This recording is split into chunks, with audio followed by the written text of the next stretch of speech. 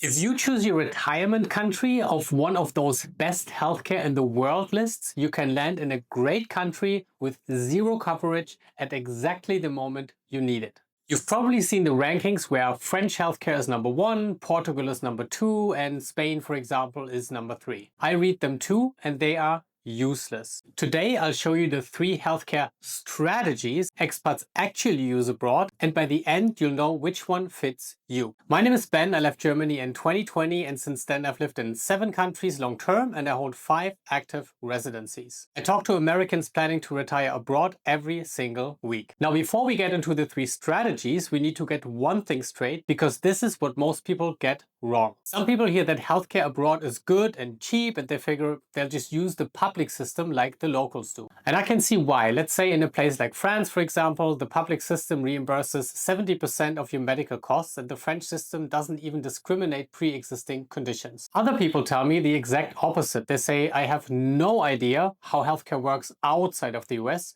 so they keep Medicare and plan to fly home for every single treatment. But both sides are asking the wrong question. Which country has the best system? The question that you should actually be asking is, what is the best strategy? A system is what a country builds for its locals. A strategy is what you build around your age, your health, your budget, and how long you are staying. And every strategy comes down to 2 things. You have to know your main coverage and you have to know your backup. So let's get into strategy number 1, which is called public primary. With this strategy, the public system is your foundation. You use the same system that locals use and everything is handled by it. That's the standard route in Europe if your visa allows public healthcare access. Let's say you're a couple moving to France, for example, and you also know about the 3-month gap between the time when you enter the country and you can enter the system, which is about 3 months in between. So you budget for private insurance for those 3 months. Once you're eligible, you enroll into the public system and you add a small top-up insurance called the motel for about 100 euros a month per person,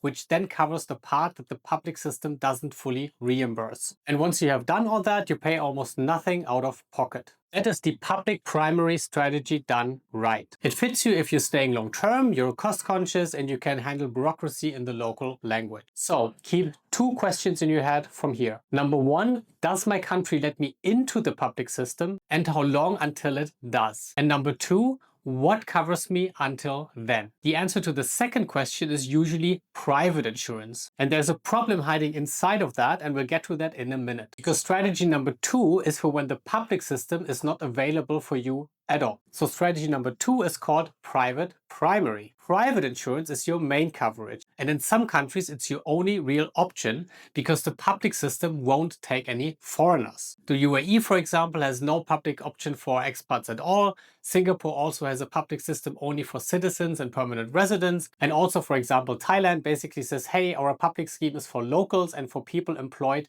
in the country. So there, your entire plan is one international health insurance policy. And even where public exists, plenty of expats go private anyways because it covers you from day 1. I live in Bangkok, for example, and I carry private insurance with a small deductible that covers everything major. Dental cleanings, blood work, routine checkups, I pay in cash because, for example, a dental cleaning here costs somewhere between $25 and $50, and I don't want to file a claim for every little thing. I pay cash for small things and I have insurance for big things, and my claim history stays clean. Some expats get so comfortable paying cash that they skip the real coverage underneath completely, and then there's some expensive surgery coming up, and then they have a problem. Paying cash is a tactic, but it only works with real insurance underneath it. But now we get to the problem that I promised you at the beginning, because insurance changes once you get older. Most people treat private insurance as the flexible option that is always open no matter when they enter. And while it is true that you can almost always enroll,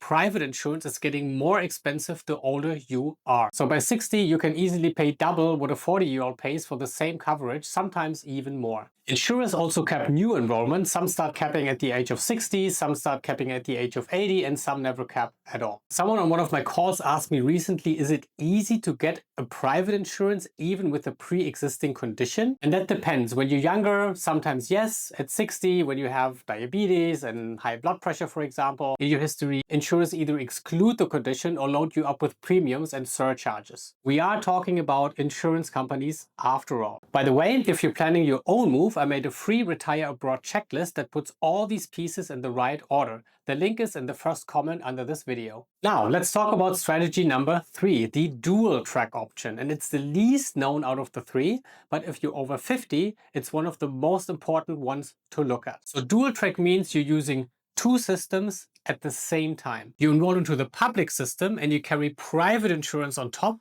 and you pick the right insurance for the right situation. For example, let's say you need a quick MRI and then you book it privately because it has to happen fast.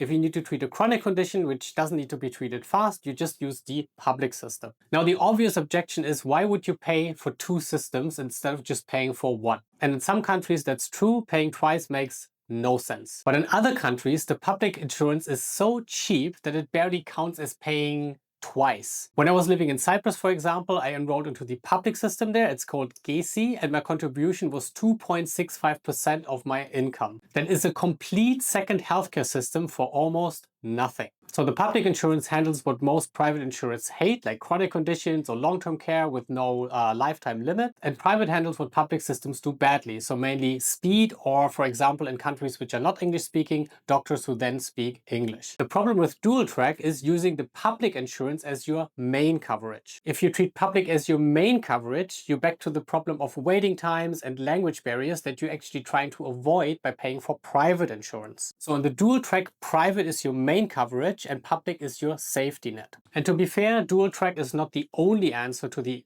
age problem I mentioned earlier. Some retirees eventually drop the private completely and go public plus cash, so they use the public system and keep a cash reserve for when they need to see a private doctor. So after listening to all these 3 strategies, which strategy fits you best? If you're settling into one country for years and you can sit out the waiting period or take a private insurance, then you can look at the public primary strategy because it's also often the cheapest. If you're moving around a lot or your country keeps its public system for locals, you'll be on private primary.